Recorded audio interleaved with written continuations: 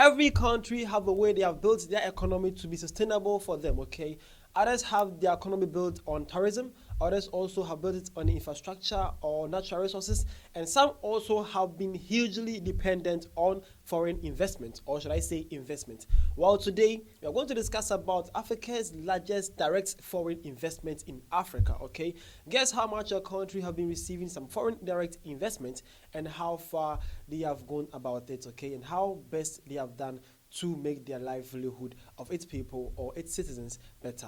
Let's go. All right, so here is African time, and my name is Vidashi Essay, and here we are going to take us through Africa's direct foreign investment destination. Okay, let's go. So African Fact Zone, a page on X that talks about Africa and African news, came in and had this to say. Check it out. All right, so African Fact Zone came in and says Africa's largest foreign direct invest destinations 2023. Okay, so number one is Egypt with $9.841 billion. Number two is South Africa with $5.233 billion US dollars. Number three is Ethiopia with $3.26 billion US dollars. Number four, Uganda, $2.886 billion. Number five, Senegal, $2.641 billion. Number six, Mozambique, $2.509 billion. Number seven, Namibia, $2.345 billion. Number 8, Nigeria with $1.87 billion.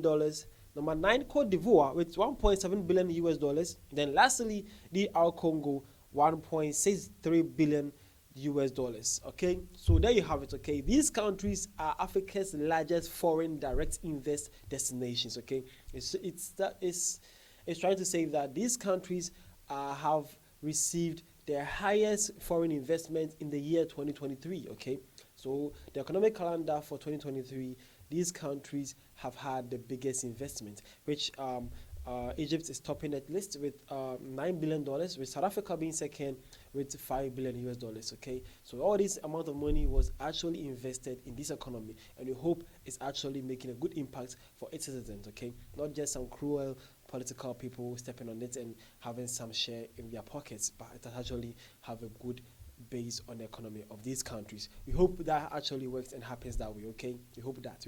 And while most of the countries here actually have one of Africa's biggest economy here too, okay, having countries being on the list like countries like Egypt, South Africa, and Nigeria, well, we all know how big these economies are in the African continent. So it was actually great to see them also leaving such a huge direct investment. It was actually applaudable. Okay, and we hope other African countries can also make their system or their economy really trustworthy for people to be able to invest more in Africa too. Okay, Africa deserves better too. All right, but before we continue with this whole thing, okay, when African Fact Zone share this post, I found some amusing comments here. Check it out. All right, so before we continue, under the comment section of African Fact Zone, this one came in and says, considering Nigerian status, that is a poor performance.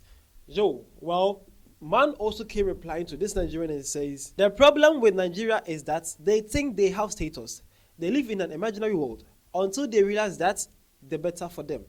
Okay, so this was actually some of the heatest conversation that went down under the comment section when African Fact Zone shares this post. Okay, so Nigerian thinking that Nigerian being part or down below that kind of list was too not good, but this brother saying that Nigerians are living in an imaginary world, that they think that everything about them, or everything about the whole Africa is about them. Well, that was too harsh to see, but let's continue with this. Okay, well, African Fact Zone shared this, and they also shared their source from where they got this information from. Okay, so they were saying that their source for this information was UNCTAD's 2024 World Investment Report.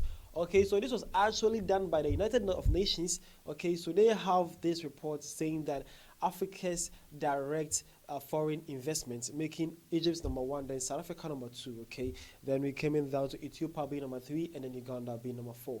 And then that is the list. Okay, a man is saying that Nigeria can actually do better, but the other saying is that Nigerians think that the world is always about them. Well, that's some huge claim here. But let's check about some more heated argument that went under the comment section. Okay, let's see this. Okay, so this one also came in and says, one can see that the future of Africa is bleak when we see Africans celebrating largest foreign investment destination, as if it was free money. Your country must dance to the tune of FDID owners. They own you indirectly. It's only corrupt politicians that should be happy.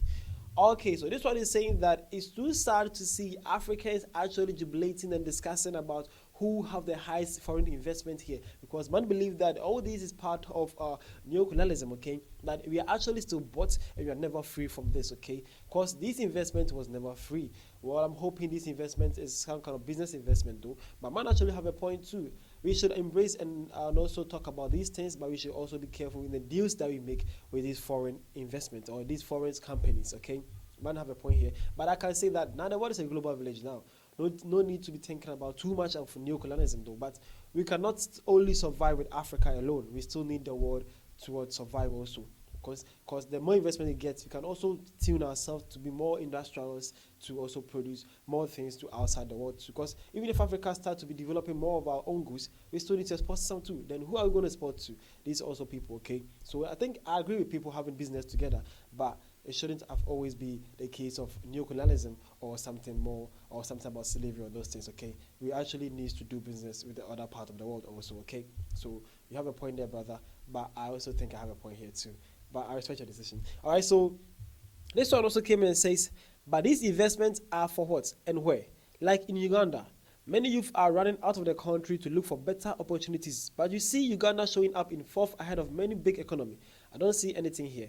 All right, so this also Ugandan man is saying that where and how or where can he find these investments? Because a lot of young youth in Africa, or should I say Uganda precisely, are leaving Uganda for different places for greener pastures. So where are these investments, and how are they even utilizing the investments in Uganda as they speak right now? So man is asking a simple question here to Ugandans or to the authorities of Uganda: where are these investments? Okay, help a brother here. Let a brother understand what is going on in Uganda. Okay, let's continue. Okay, so this one also came in and says, illiterates want Nigeria to be owned by foreigners.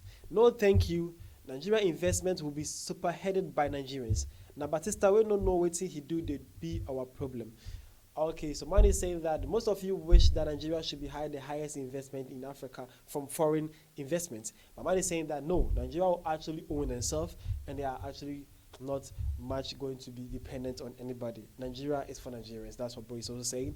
And also he said the last part, I'm not going to explain that one. That's not my job to do.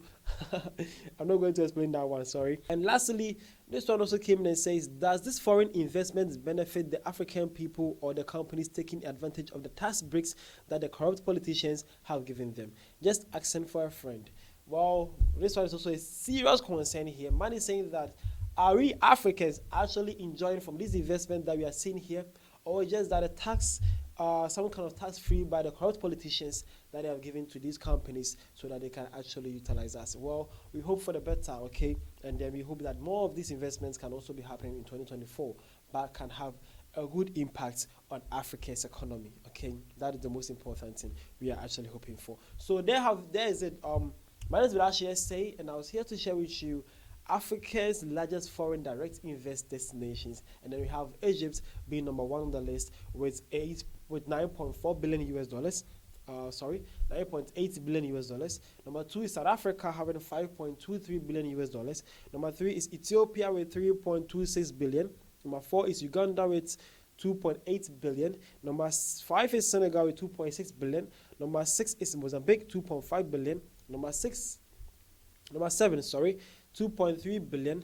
Number 8 is Nigeria, 1.8 billion. Number 9 is Cote d'Ivoire, 1.7 billion. Then lastly, number 10 is DR Congo with 1.6 billion also.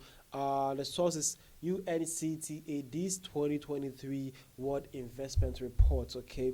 So there you have it. These countries are Africa's direct foreign invest destinations that the foreigners actually choose first to invest in them before going any part of Africa, because there are actually 54 countries in Africa, and these are the top 10 most invest from foreign investors, okay. My name is Vilash say, and I hope you enjoy yourself learning something about Africa today. See you guys around.